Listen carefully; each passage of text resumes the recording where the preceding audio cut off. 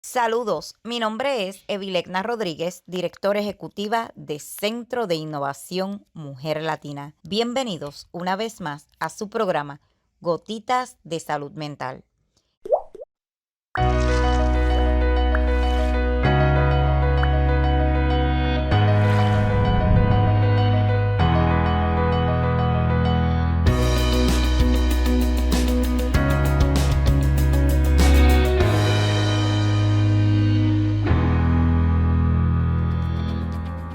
En esta ocasión estaremos abordando el tema Psicología de las emociones y nos enfocaremos en la culpa.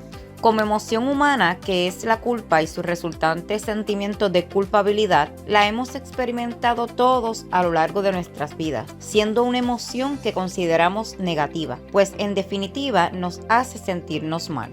Pero definir la culpa como algo negativo o positivo no es tan simple como identificarla a los sentimientos que pueden venir parejos a ella, sino que requiere un análisis más profundo e individualizado de todos los factores que intervienen.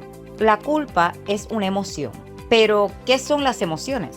Las emociones son indicativos, señales de nuestro cuerpo y psique que nos indican o propician estímulos útiles para identificar nuestro camino y acciones en la vida, facilitando nuestro proceso adaptativo al entorno en que nos movemos. ¿Y cuándo sentimos culpa? Normalmente cuando rompemos o creemos haber roto ciertas normas o significados, tanto personales como sociales, de carácter ético, natural, religioso, sexual, existencial. Podemos encontrarnos ante una culpa causa-efecto. Hicimos algo que pensamos que no debíamos haber hecho o a la inversa. No hicimos algo que creíamos debía haberse hecho y ahora nos sentimos mal, pudiendo ser todo esto algo real o imaginario. Resulta obvio que todos deseamos evitar el sentimiento de culpa, que nos lleva con facilidad a la tristeza, la vergüenza, la autocompasión, la mala conciencia, los remordimientos, provocando una mezcla de emociones y sentimientos que nos hacen sentir mal y que además se retroalimentan entre sí, dificultando su identificación y una superación positiva de los mismos. La culpa como factor positivo. Como consecuencia de no querer experimentar lo anterior, se produce un proceso de autoaprendizaje y evitación de lo que nos llevó a ello anteriormente. Por ejemplo, si lastimar a alguien nos produce sentimiento de culpa, dicho sentimiento a su vez nos enseñará a no desear lastimar nuevamente a nadie, encontrando aquí un factor positivo propio de las emociones, adaptativo y social.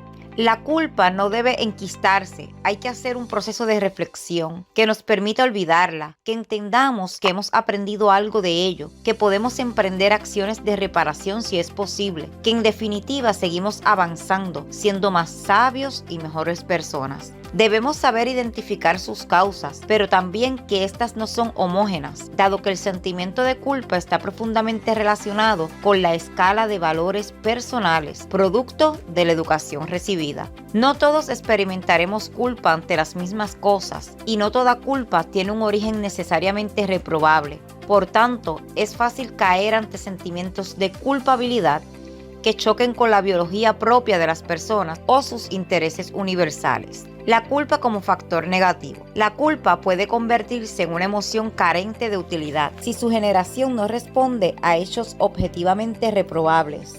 En la teoría, los grupos sociales, desde la sociedad a la familia, se dotan a sí mismos de un conjunto normativo para mantener un orden y armonía colectivas. Sin embargo, esta normatividad es normalmente preestablecida e impuesta, por lo que en la práctica es necesario comprender que dicha normativa no siempre responde a intereses colectivos. Este factor nos puede llevar a una culpabilidad generada desde las estructuras de control que no responde a transgresiones de hechos natural y racionalmente negativos, una culpabilidad manipulada, a menudo provocada por culturas predominantemente moralistas, rígidas, puritanas o imbuida por religiones que con maestría han sabido explotar el ciclo de confesión, arrepentimiento y penitencia.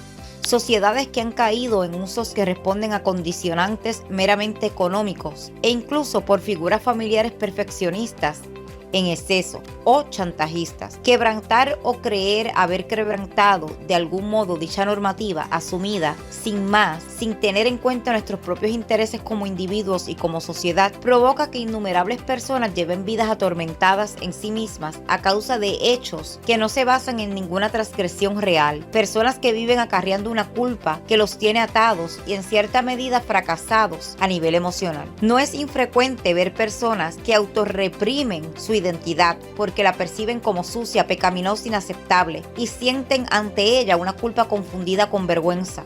Quienes sientan que han fracasado en la vida por no haber llegado a una meta o estatus social, por no haber cumplido las expectativas familiares, incluso quien se siente culpable por tener éxito si quienes lo rodean no lo tienen. Todo ello afecta negativamente en la autoestima y el estado de ánimo. Si el sentimiento de culpabilidad no puede solucionarse porque no responde a una situación de aprendizaje o adaptación que esté en la mano de uno mismo, se convierte en un factor de riesgo. En estos casos hay que aprender a contrarrestar el sentimiento de culpa con un análisis integral, crítico y racional de la situación, los hechos, las causas, las consecuencias y los valores personales, contraponiendo responsabilidad a culpabilidad. Un sentimiento de la responsabilidad que nos ayude nuevamente a reconducir nuestra emoción y nuestra posición en el entorno. Si te gustó nuestro programa Gotitas de Salud Mental, compártelo. Puedes visitarnos en nuestras facilidades en la 279 Dexter Street en Providence, Rhode Island. Puedes encontrarnos en las redes sociales como Centro de Innovación Mujer Latina. Puedes visitarnos en Facebook, en Instagram. Puedes comunicarte con nosotros a través de Messenger. También puedes hacerlo a través del 401-390-6816 por correo electrónico a cimujerlatina@ailo.com. Te esperamos la próxima semana en nuestra próxima gotita de salud mental.